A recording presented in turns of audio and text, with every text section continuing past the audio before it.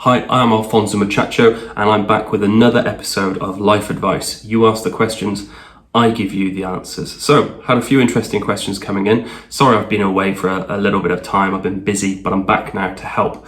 So my first question is quite a good question. How do you have so much time to make so many records? Well, this is interesting. I think the reason why I have, or seem to have more time than most people to make music is I don't really watch TV. I have never watched Game of Thrones. I've never watched The Sopranos. So Game of Thrones is 73 hours long. Sopranos is 86 hours long. So add that up, that's 159 hours. I looked that up. That's 159 hours I would have wasted watching those two programs. Now, if you think about all the other programs that people sit down and watch, God knows what they are. There's that motorbike program with the weird guys with the hair and the leather jackets, and there's other programs. See, I don't even know what programs what do you watch all day? What are you watching? So I don't watch any of that. So when you're next sat down to watching TV and you're thinking, this is going to be a great hour, I'm making music. That's why I have so much time. I don't have more time. I just use my time differently to other people. So that's my answer. Next one. Every time I look on your Instagram, you are drinking wine. How are you not dead? Well, that's a good question, my man. That is a good question. The doctors are baffled. But in all seriousness, I don't drink as much as it looks like I drink. It's just, that might be a bit of a lie. Exercise. I do a lot of exercising. I think I run about 3 or 4 times a week, and I go to the gym, do weights about 5 days a week, depending on whether I've got time and different things.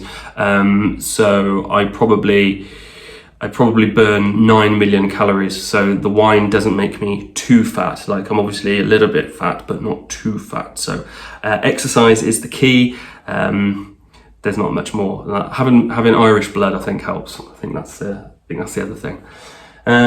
Do you have any tips for young DJs? Well, there's loads.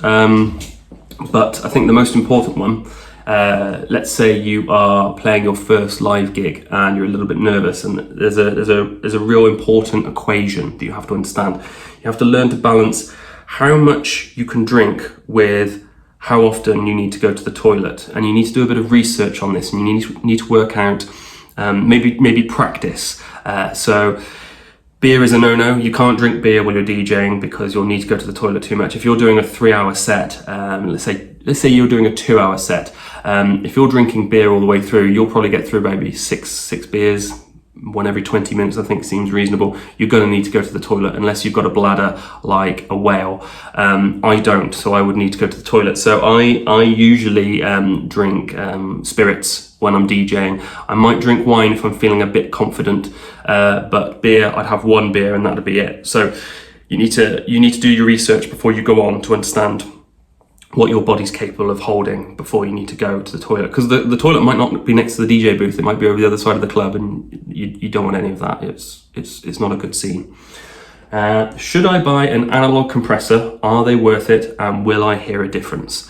Maybe you should if you want one. Yes. Are they worth it? Maybe, depending on what you want to do with it and how much you're willing to spend and how much money you've got. And will I hear a difference?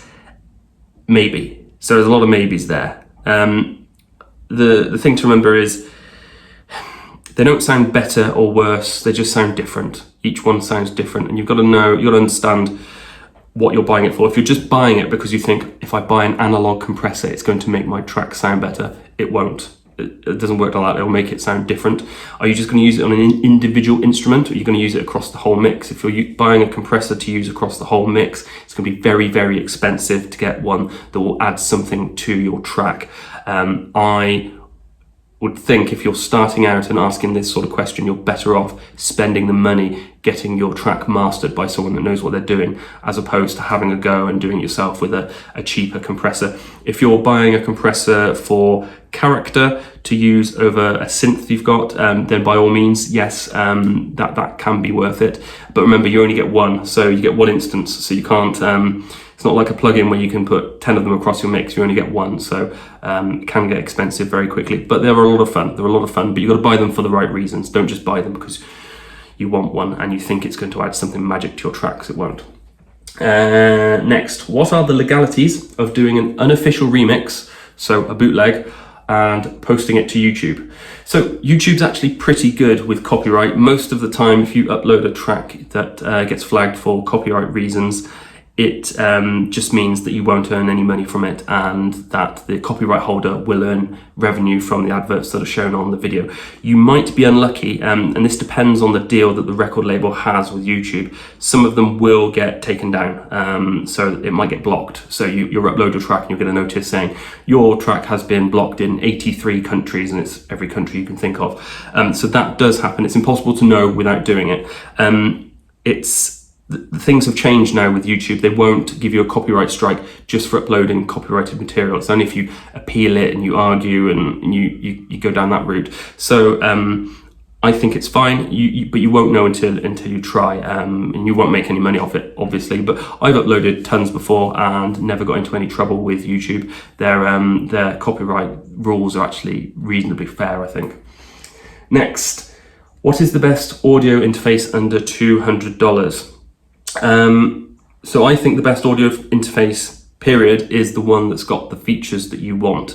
They all sound the same, right? People don't want to admit this, but they all sound the same, and you won't hear a difference. You won't hear a difference between them.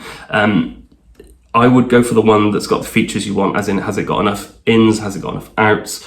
Even like when it comes down to like drivers and software and latency now, it's all so good. Like the interfaces or the technology that we're using these days is so far ahead of what was being used, say, 10 years ago. Like even the worst interface on the market has better specifications than one from, like, say 10 years ago or 15 years ago. And we were making great tracks back then, and we're still making great tracks now. So it's not that important, and you don't buy an interface thinking that it will improve what you hear and improve your sound, because I've had maybe 4 or 5 different interfaces, and I plug it in and I think, does it sound better? And I can't hear a difference. I really can't.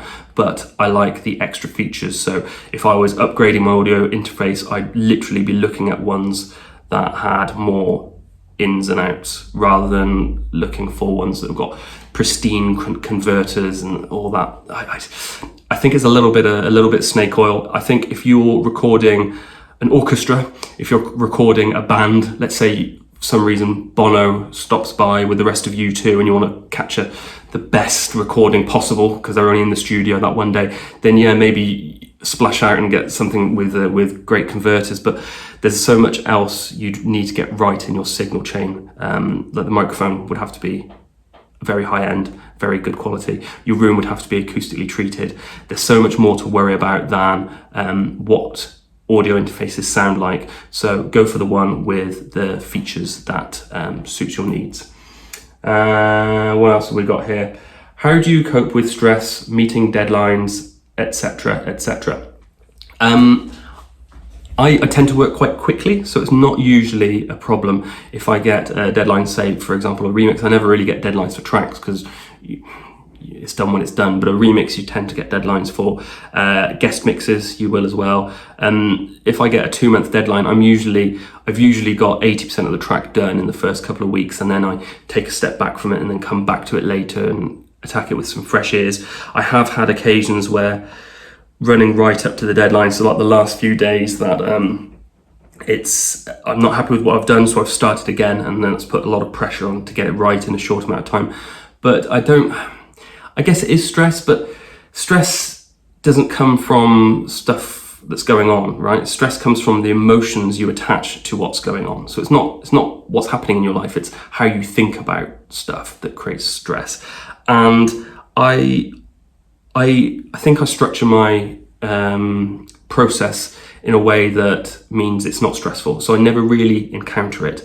And then if I do encounter something that's maybe a little bit where a deadline's getting a little bit pushed, it's just having confidence in what you're doing and knowing that you're probably going to come up with something. And if it means you have to work all night and get it done before the deadline, then you will. But that never really happens to me because I usually get something done well in advance. So I think it probably comes down to enthusiasm as well. So if you're getting a remix deadline and let's say it's 6 weeks, then as soon as you get the parts to the remix, you just start it. If you get told you need to do a guest mix in 10 days, then start it.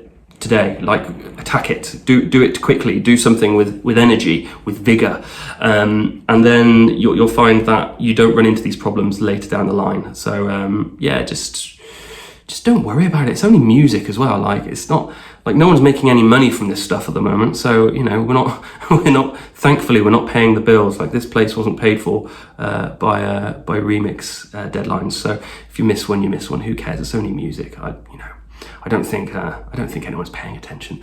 But that's all we've got time for this time. So if you've got any more questions, stick them into the comments. I will try to help you.